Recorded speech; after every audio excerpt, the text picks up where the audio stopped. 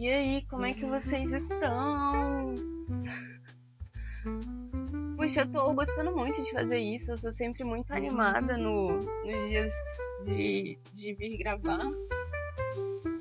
Inclusive, quero agradecer aos meus amigos, às minhas amigas e aos meus pais pelas dicas. Cara, eu tenho uma assessoria, assim, muito profissional e eu anoto todas as sugestões que vocês me dão e elas são muito boas, assim, então quero muito agradecer a esse cuidado, a esse carinho aí que vocês estão me dando de me dar essas dicas, essas sugestões, por favor, continue. E assim, uma coisa que uma amiga minha me falou foi de olhar mais para a câmera, porque eu fico divagando muito, né? Então, vou ficar mais atenta a isso. Outra coisa definitivamente, né, acabar com os meus nés, porque fazer isso aqui é muito doido. Você começa a entrar em contato com tudo que você ama e que você odeia em você mesma. E nossa, eu odeio esse tanto de nés, cara, que eu falo. Inclusive, acho eles muito sintomáticos. E, e tô levando para minha própria reflexão, né? Ai, meu Deus, de onde eles vêm? E uma outra coisa que essa amiga me falou foi que ela não entendeu. Ela não entendeu nada entre os processos de criação e a moralidade. Isso não ficou claro para ela. Então, assim, se a minha melhor amiga não entendeu, se eu não conseguir ser capaz de explicar isso para minha melhor amiga, então tem alguma coisa que tá errada. E aí eu vim muito obstinada aqui hoje a deixar isso claro, assim, a fazer com que isso se torne compreensível de um jeito muito, muito óbvio, porque essa é uma relação que acontece de forma visceral, é um fenômeno que existe assim de forma visceral na nossa vida o tempo todo. Então, não ter conseguido deixar isso muito óbvio para minha melhor amiga, não vou dizer que foi um sentimento de derrota, mas foi um sentimento de precisamos mudar isso aí, hein, Camila? Precisamos melhorar isso aí. Então vamos lá, né? Olhando aqui para a câmera, amiga, dessa vez você tem que entender isso, porque eu realmente vim, cara, obstinada a fazer com que você entenda isso. Eu vou me expor, eu vou trazer exemplos da minha vida, tá? Então vamos lá. Ontem estava saindo do cinema com um grande amigo meu. E aí, eu escolhi o filme. Eu escolhi um filme lá e, cara, já essa semana já vinha sendo uma semana assim difícil. Eu não queria ver um filme difícil, sabe? O filme era um desses filmes escolhidos por Cannes, né? E aí, assim, o meu amigo, ele falou: Ah, se é filme escolhido por Cannes, Camila, o final não vai ser feliz, assim, porque no meio do filme eu já tava desabafando: Meu Deus, se esse filme não tiver nenhum tipo de redenção, eu vou ficar muito mal. Porque, assim, eu já tava numa semana difícil, eu fui ver o filme numa tentativa de: vamos aqui ao cinema. Eu queria entretenimento, gente. Confesso pra vocês que eu queria entretenimento. Eu passo a semana inteira ouvindo problema. Eu tenho uma tendência depressiva. Eu moro no Rio de Janeiro. A cada rua que eu passo, eu tenho que lidar com todo tipo de mazela. Eu sou latino-americana, então, assim, esses filmes em que o diretor está jogando ali, né, uma realidade social muito dura na sua cara, eu acho que é super importante, né? Super importante para quem está aí muito de boa, né, nos seus privilégios e não se comove, mas pô, eu que tô me segurando para não chorar a cada esquina, não sei se era o tipo de filme que eu tava a fim de ver, não. Definitivamente não era. Mas acabei escolhendo esse, né? Porque achei a história interessante, realmente era. Mas enfim, saí do cinema meio deprê, e esse meu amigo também. E aí a gente andando na rua, logo depois de sair do cinema, assim, tem um semáforo.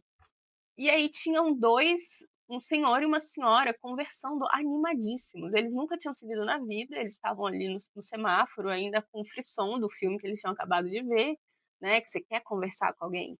Inclusive, esse senhor, ele perdeu uma grande oportunidade de trocar contato com essa senhora, porque eu acho que ele tinha algo promissor ali naquele encontro, mas enfim.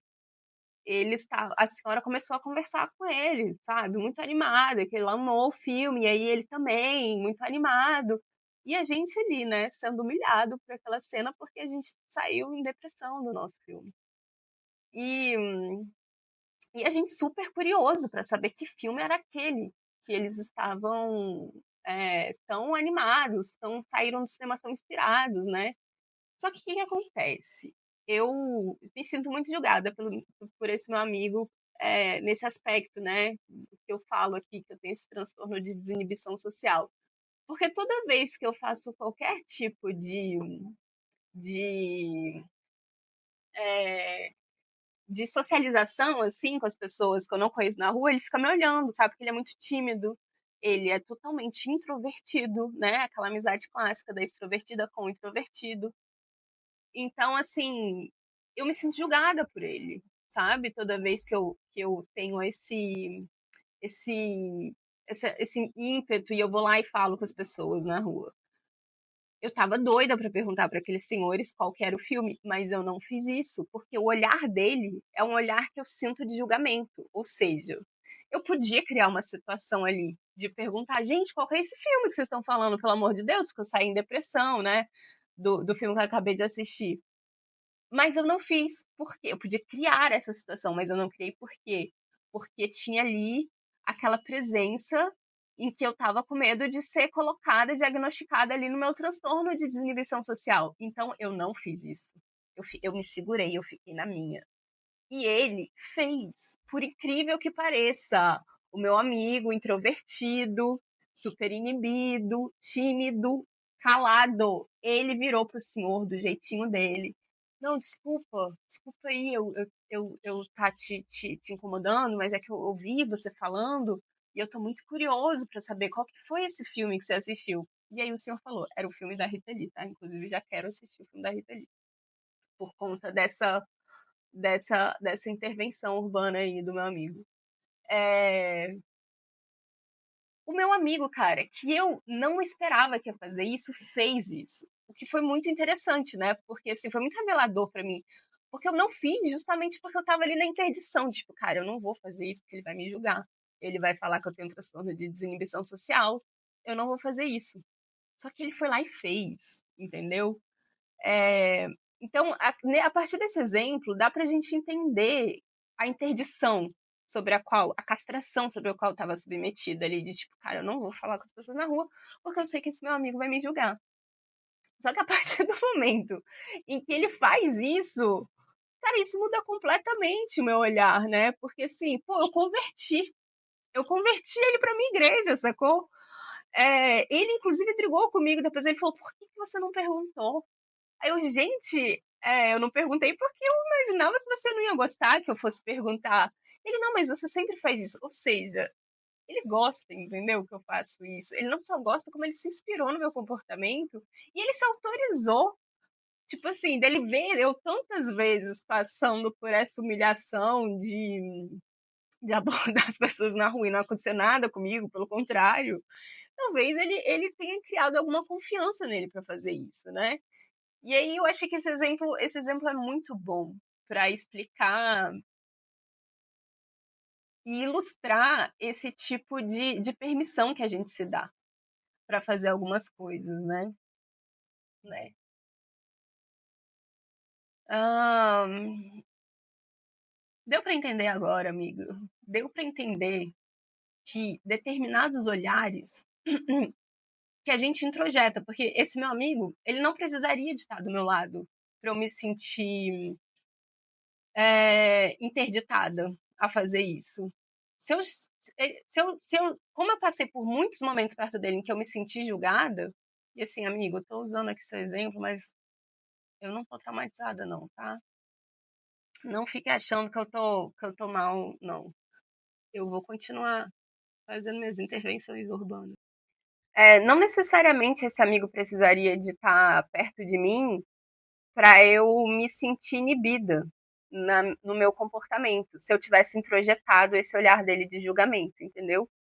Então, assim, a gente vai introjetando ao decorrer de toda a nossa vida camadas e camadas de olhares que podem ser de aprovação ou de desaprovação e que vão nos dar a permissão de fazer algo ou não. E é aí que está uma das grandes funções do processo de psicoterapia, para qual eu convido vocês aqui a fazer. E aí por isso que eu sempre deixo o meu contato, porque sim, eu quero muito que você possa estar num espaço em que você tenha condições de analisar e de tomar consciência sobre quais são as intenções que você está fazendo e quais foram os olhares que você introjetou, né? Um outro exemplo, um outro exemplo. Isso vai ser um pouco mais difícil de dar, porque não é sobre mim, é sobre um grande amigo meu também. Cara, uma pessoa assim, com uma capacidade de comunicação incrível, incrível, com carisma. Esse menino, ele, em menos sei lá, de um mês que a gente se conhecia, ele já estava melhor amigo de todos os porteiros do meu prédio. Se ele quisesse fazer uma, uma greve, juntar não sei se existe sindicato dos porteiros, mas se ele quisesse, cara, se tornar presidente do sindicato dos porteiros, ele poderia. Uma pessoa, assim, com uma habilidade de comunicação incrível. E ele tem uma página no Instagram. Eu não sei se ele me assiste aqui, mas mais uma dica, né? Ele tinha na época que a gente convivia, ele tinha uma Kombi. E eu ficava assim, gente, como que esse menino ele vai conseguir colocar em prática a ideia dele de ficar viajando o mundo com a Kombi é, e ganhar dinheiro, né, com isso? Porque ele tinha um trabalho que ele precisava de estar presencialmente com as pessoas. Mas ele tinha umas ideias também, assim, de aplicativo. E, assim, eu me arrependo muito de não ter dado mais apoio moral para ele, sabe? De não ter virado para ele e falado: olha só, você devia começar a comunicar com a sua comunidade de alunos, porque facilmente ele conseguiria fazer treinos online para essas pessoas, entendeu? Talvez ele poderia criar um aplicativo de treinos online para os alunos dele. E sim, ele conseguiria viajar o mundo. Eu acho que ele conseguiria dar aula, inclusive em cada lugar que ele parasse a Kombi dele. Porque ele tem uma capacidade de criação de comunidade, ele tem um carisma que, assim. Ai, meu microfone tá ligado. Ufa, porque eu já fiquei aqui falando às vezes 5 minutos e depois que eu descobri que meu microfone estava desligado.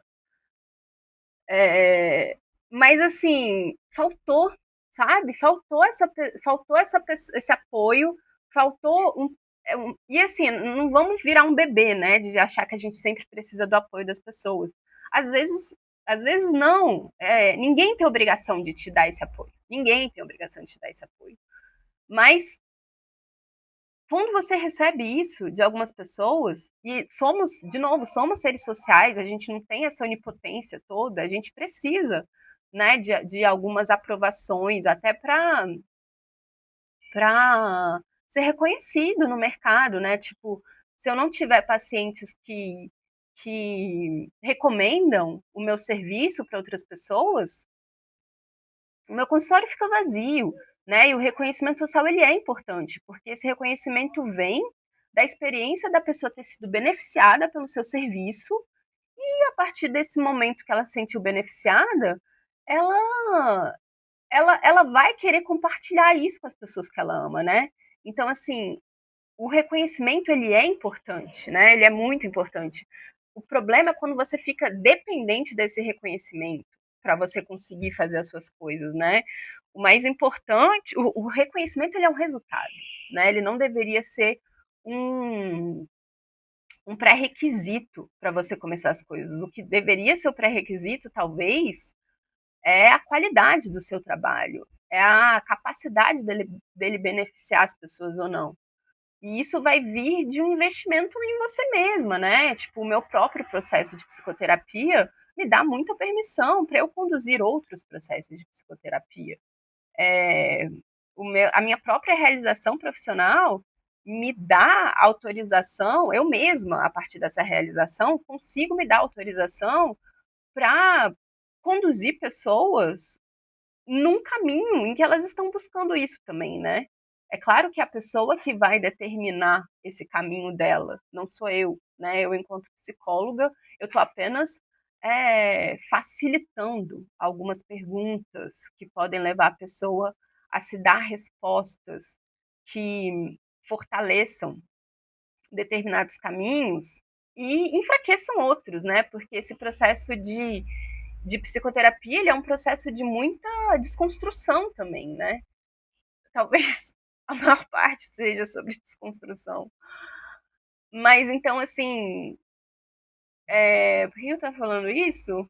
Ai, gente, às vezes eu me perco. Porque eu tava falando desse meu amigo, né? Que ele não teve, cara, esse olhar que validou ele. E ele também, talvez, não tenha querido se validar, né? Mas, puxa, é uma pessoa que tem um potencial incrível, assim. Para criar muita coisa no mundo, a partir da própria criatividade dele, a partir da capacidade dele de criar comunidades, uma pessoa super carismática, é, mas que não teve essa bênção, talvez, né? Esse olhar dessa bênção e de outra pessoa e também acho que dele mesmo. Mas sei lá, isso aqui tem mais a força de um exemplo. Eu nem sei se eu fosse conversar com ele hoje, o que, que ele me diria sobre isso, né? Mas eu acho que enquanto exemplo, por mais que não sei se esse exemplo ele é realista, mas mesmo que ele seja um exemplo da minha fantasia, enquanto exemplo, ele cumpre a função, que é de ilustrar essa relação da moralidade com processos de criação. Então, assim, a pergunta talvez mais importante para ser feita nesse momento, para que de fato você possa praticar essa capacidade de se autorizar, é quais são os olhares que te autorizam a seguir e quais são os olhares que não te autorizam. E da onde que eles vêm, né? Quem são essas pessoas? Quais são os seus critérios para valorizar esses olhares ou não? Será que alguns olhares não precisam de ser descartados porque eles podem estar te paralisando? Ou não? Será que esses olhares eles precisam de ao invés de serem descartados, serem, serem considerados, né? É, eu falo umas coisas, eu paro para pensar. E aí é difícil não falar esse né? Eu já entendi que esse né, ele tem essa função, assim, né? De me deixar um tempo para pensar. Mas talvez ficar só calada seja bom, porque realmente são coisas que puxam para uma análise, para uma reflexão, e é esse o propósito mesmo. Bom, amiga, espero que você tenha entendido agora. Espero que esses exemplos tenham sido úteis. E,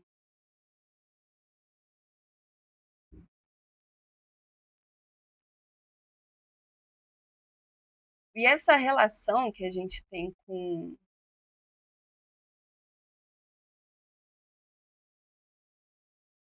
o nosso processo de criação e com os nossos códigos morais, eles também vão determinar muito como que a gente lida com o tempo, sabe?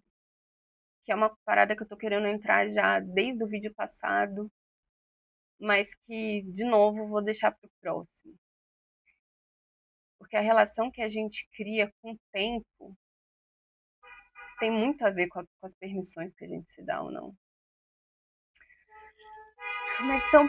Estão buzinando aqui, não sei se deu pra ouvir. Mas então é isso, gente. Um beijo. Até a próxima segunda.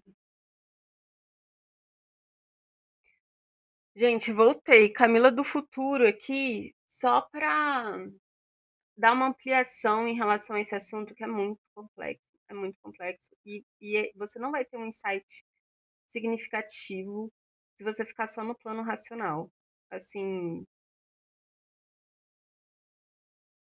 é importante, é importante seguir o fio da afetividade, até encontrar em que tipo de lógica essa afetividade tá batendo, sabe?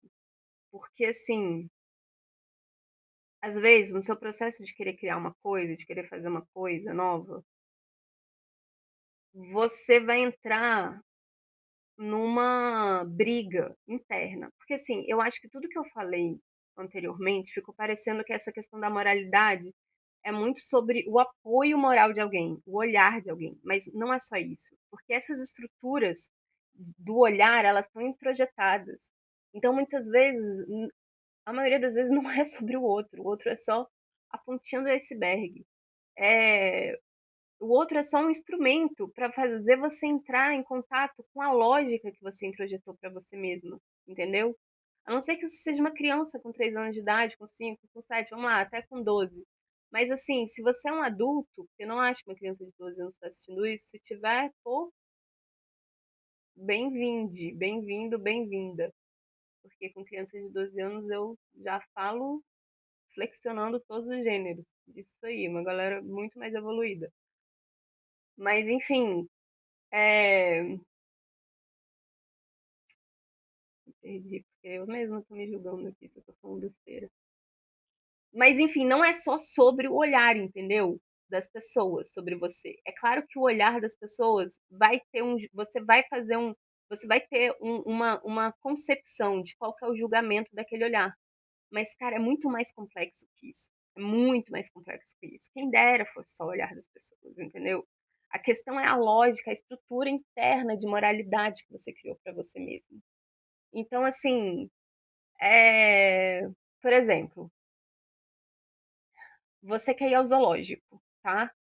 Mas na verdade você descobre que você quer só ver os tigres. E você começa a questionar.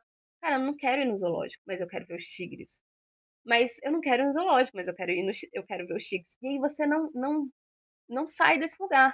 Porque você está dividido. Você acha que não vale a pena ir no zoológico?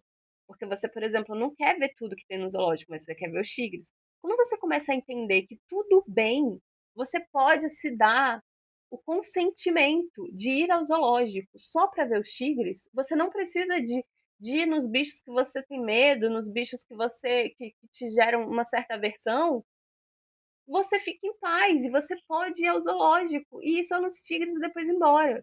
Então, assim, nesse meu processo aqui de 3 meses, e que hoje eu tô finalizando, não sei se eu já contei isso, porque eu já apaguei e tô recomeçando esse vídeo tantas vezes que eu não me lembro se eu já falei que hoje eu tô terminando um processo na minha vida de uns 3 meses. E aí, eu entendi isso na minha vida, que eu tava querendo fazer uma coisa, mas eu achava que para eu fazer essa coisa eu tinha que comprar o ciclo completo dessa coisa. Mas na verdade, eu só tô interessada numa etapa do ciclo e eu não tava conseguindo nomear para mim mesma que eu posso ficar só com uma etapa disso. E aí, foram os meus pais que me ajudaram a fazer isso. Muito obrigada aí, papinha, minha mãe.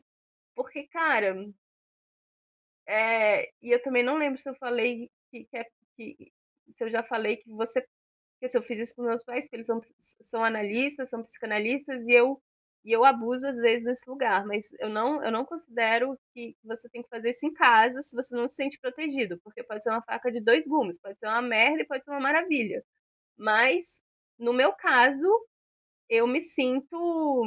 Eu me dei esse consentimento, porque é uma galera terapeutizada, entendeu? É claro que às vezes a coisa vira um debate, mas tudo bem também, nesse caso. Então, assim, eu consegui entender hoje uma coisa da minha vida que, nossa, foi muito aliviante. Foi muito aliviante que eu podia ficar com uma parte do processo. Eu não estava conseguindo ver isso. Eu estava fazendo a coisa, mas eu me sabotava. E aí eu, caracas, mas, mas eu não quero desistir, mas ao mesmo tempo eu não quero continuar. E aí quando eu entendi que tudo bem eu não comprar a parada inteira, eu comprar só uma parte, comprar assim, vocês estão entendendo, né? Comprar no sentido de me comprometer, de me envolver. É... Então, assim, cara, são muitos nuances. São muitos nuances, são muitos pormenores que envolvem esse processo de você entender como que o seu processo de criação está conectado com a sua moralidade, com a sua capacidade de se apoiar, de dizer sim, dizer não. Você tem que dar nome para as coisas, tipo, nossa, então eu não estava querendo comprar o ciclo completo, porque comprar o ciclo completo ia significar algo sobre mim. E eu não concordo com esse algo sobre mim, eu acho que eu sou uma outra coisa. Então eu estava buscando vivenciar esse ciclo de um jeito que ele pudesse honrar o que eu considero que me constitui. E aí, quando eu entendi como que eu tenho que viver esse ciclo para eu tô dando assim nome de ciclo porque eu não quero falar o que é que eu tô vivendo, porque não acho que é sobre ficar, né, me expondo de um jeito que vai ser ruim para mim, que eu vou me sentir exposta aqui, exposta de um jeito. Assim, tem horas que dá para me expor, mas tem horas que não dá, mas. E também não quero transformar isso aqui num chicote, né? Porque eu sou muito boa também em usar situações de exposição social para me bater. E eu não quero fazer isso. Acho que agora já me expus mais ainda. Bom, enfim, mas o fato é que é, você não precisa de comprar a coisa toda às vezes. Só que até você entender o que é a coisa toda, o que é uma parte da coisa, gente, precisa assim de muito discernimento e de uma vivência mesmo, né? Eu tô aí há 3 meses brigando com uma coisa. E aí hoje foi muito interessante, porque eu tava com resistência de fazer uma coisa que eu tava tipo, cara, vai ser ruim fazer isso, mas eu vou porque eu decidi fazer isso. Então, assim, já tinha uma parte minha que não queria fazer. Mas aí eu fui até o fim. Não, eu vou lá, vou fazer. E aí, no ato de fazer, eu me surpreendi muito, muito. E aí mudou, sabe? Mudou toda a minha perspectiva. E, e além de mudar a minha perspectiva, foi uma experiência, entendeu? Foi uma experiência que eu vivi e que no vivenciado eu pude, o vivenciado pôde contrastar, pôde confrontar, pôde confrontar os meus preconceitos, entendeu? Bom, então é isso. Seus processos de criação e preconceito é outra palavra, né, para a gente relacionar com o código moral, que tem tudo a ver. Se você está com preconceito de fazer alguma coisa, você não vai fazer, né? Então, assim,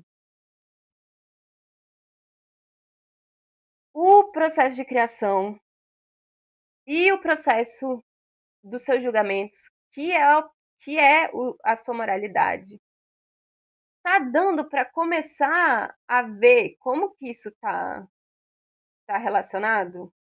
Como que isso, sabe? Essas coisas elas estão intricadíssimas uma na outra. Espero que sim. Mas não tem que fazer sozinho também não, tá?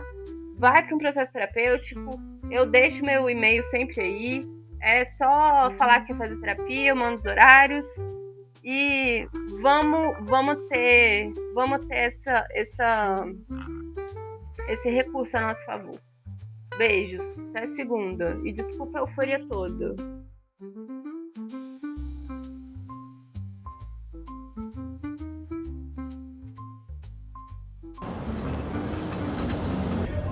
Olá, se eu tivesse animado, subindo aqui essa ladeira, daria em Santa Teresa. Mas eu não tô animada.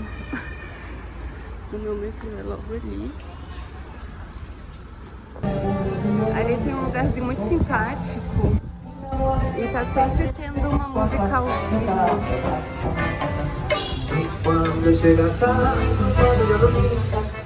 vivo. Cara, e aqui essa rua já é bem perto do metrô. Vindo aqui mais cedo, eu vi que estavam vendendo uma pamonha ali e um curau. Então, se ele estiver ali ainda, eu vou pegar esse curau, cara. Ó, tá ali, ó.